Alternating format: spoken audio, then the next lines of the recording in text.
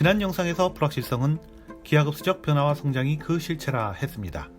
그리고 지금 우리 사회는 거대한 변화의 임계점을 돌파하고 있다고 말씀드렸죠. 안 보신 분들은 댓글란에 있는 링크를 참조해 주시기 바랍니다. 불확실성의 실체는 기하급수적 변화와 성장입니다.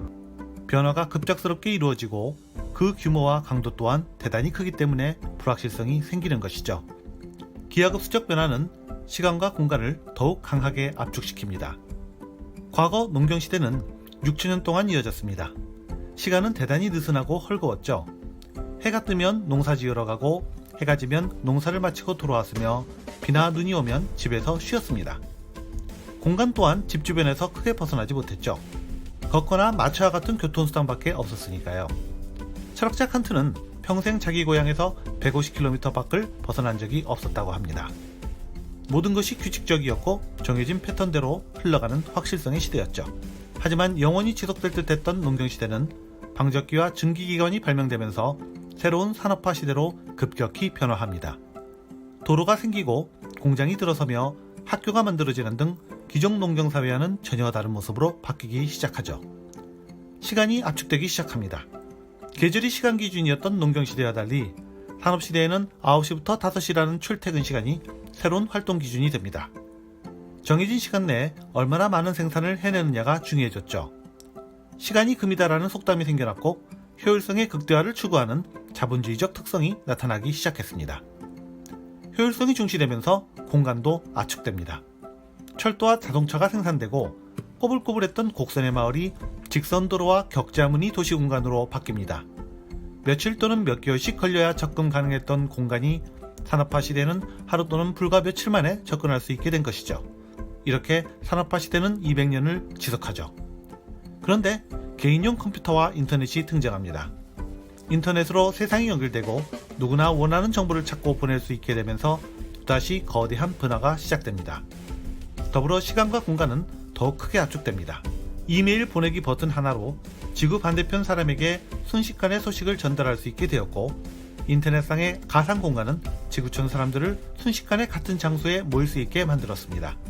이렇게 정보화 시대는 또 50년간 지속됩니다. 하지만 어느 날 갑자기 이세돌 구단이 인공지능 알파고에 패하면서 인공지능이 핫 이슈로 등장합니다. 연이어 5세대 인터넷, 클라우드 컴퓨팅, 가상 증강현실 기술 등 4차 산업혁명이 시작되면서 또다시 세상은 완전히 다른 변화에 직면하고 있습니다. 이제 시간과 공간은 리얼타임으로 바뀌며 압축되고 있습니다. 이렇게 농경시대 6000년, 산업화 시대 200년, 정보화 시대 50년으로 점점 그 시간이 단축되고 있고 공간도 압축되고 있습니다. 그렇다면 지금 우리가 맞이하고 있는 후기 정보화 시대는 과연 몇 년 동안 지속될까요? 2016년 알파고의 등장을 후기 정보화 시대 원년으로 본다면 아마도 앞으로 20년 후인 2036년에는 지금과는 또 완전히 다른 세상이 펼쳐져 있을 겁니다. 점점 변화의 속도는 걷잡을 수 없이 빨라진다는 것입니다. 이렇게 이미 다가온 미래를 우리는 기하급수 시대라고 부릅니다. 그렇다면 이런 기하급수적 변화는 언제 멈추게 될까요? 아마 세상의 구성요소가 줄어들고 구성요소 간 상호작용이 약화될 때 비로소 멈추게 될 것입니다. 이전 영상에서 설명드렸듯이 기하급수적 변화는 구성요소와 구성요소 간 상호작용이 증가하면서 나타나는 현상이기 때문입니다. 구성요소란 크게 보면 세상에 존재하는 사람과 사물을 뜻합니다. 전 세계 인구는 2020년 현재 약 78억 명에 육박합니다. 2030년에는 85억 명, 2050년에는 97억 명에 다다를 것으로 예측되고 있죠. 사람이라는 구성요소가 2050년까지 계속 증가할 것이라는 뜻입니다. 인터넷과 통신기술의 발달로 사람들의 상호작용 역시 지금보다 훨씬 더 많이 증가하겠죠. 사물의 경우는 어떨까요? 물론 증가합니다. 사람이 늘어나는데 사물이 늘어나는 것은 당연하죠. 그런데 과거와 달리 이 사물들도 연결되고 있습니다. 바로 사물 인터넷의 등장 때문인데요. 2004년에 인터넷에 연결된 사물의 숫자는 5억 개였습니다. 그런데 2014년에는 80억 개가 연결됐고 2025년에는 500억 개, 그리고 2030년에는 무려 1조 개가 연결될 것이라 예측되고 있습니다.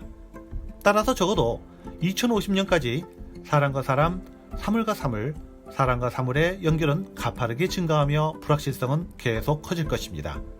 이 말은 앞으로 30년 동안 우리 사회는 끊임없이 기하급수적 변화와 불확실성을 직면해야 한다는 뜻입니다. 자, 그렇다면 이런 기하급수 시대에 부를 만들어내기 위해서는 어떤 새로운 접근이 필요할까요? 크게 7가지로 나눠보겠습니다. 첫째, 과거의 생각과 습관에서 벗어나라. 과거의 영광이 미래로 연결되지 않는 시대입니다. 기하급수 시대에는 과거의 생각과 습관에서 벗어나지 못하면 변화를 따라잡지 못합니다. 항상 새로운 생각과 습관으로 자신을 업그레이드 해가야 합니다. 이를 위해서는 자신의 근본적인 뿌리 생각부터 바꿔가야 합니다. 둘째, 내부와 외부를 관찰하라. 기하급수 시대에는 불확실성이 커지므로 내부와 외부의 관찰력이 곧 생존력입니다. 내부는 불안을 다루는 자신의 마음이며 외부는 변하는 세계입니다. 내부 관찰을 통해 영성지능을 높이고 외부 관찰을 통해 변화의 시그널을 감지할 수 있는 능력이 있어야 합니다.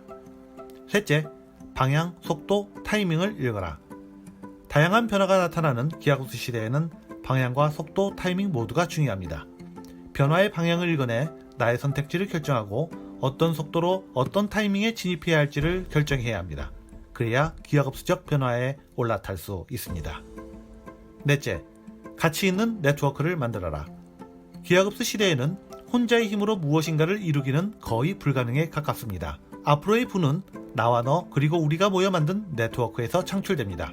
그리고 그 네트워크의 핵은 바로 소중한 무엇인가를 지향하는 가치가 되죠. 가치 있는 네트워크가 최고의 상품이 되는 시대입니다. 다섯째, 작은 연결을 축적시켜 거대한 힘을 만들라. 가치 있는 네트워크가 만들어지고 그 네트워크가 지속적으로 축적되면 거대한 변화를 만들어낼 수 있습니다. 하지만 그 거대한 변화를 만들기 전까지는 인내심을 바탕으로 끊임없는 연결과 축적이 이루어져야 합니다. 축적의 힘은 성실과 인내에서 나옵니다. 여섯째, 기회를 선점해 독점적 위치를 차지하라. 기하급수 변화는 말 그대로 기하급수적 변화입니다. 그래서 기회를 선점하고 먼저 거대한 변화를 만들어내면 시장에서 독점적인 지위를 누릴 수 있습니다. 다른 경쟁자들이 도저히 따라올 수 없는 추격차가 발생하기 때문입니다. 어나더 레벨이 되죠. 일곱째, 거인의 어깨 위에 올라서라. 부를 창출하기 위한 가장 빠른 길은 역시 거대한 변화의 흐름을 타는 것입니다. 하지만 작은 개인이나 중소기업들이 직접적인 변화를 만들어내기는 힘들죠. 그렇다면 기하급수적 변화에 올라타야 합니다. 거인의 어깨 위에 올라타면 됩니다. 이것이 기하급수 시대에 부를 만드는 효율적인 방법입니다. 다음 영상에서는 각각의 방법에 대해 좀 더 자세히 살펴보도록 하겠습니다. 지금까지 오답노트였습니다.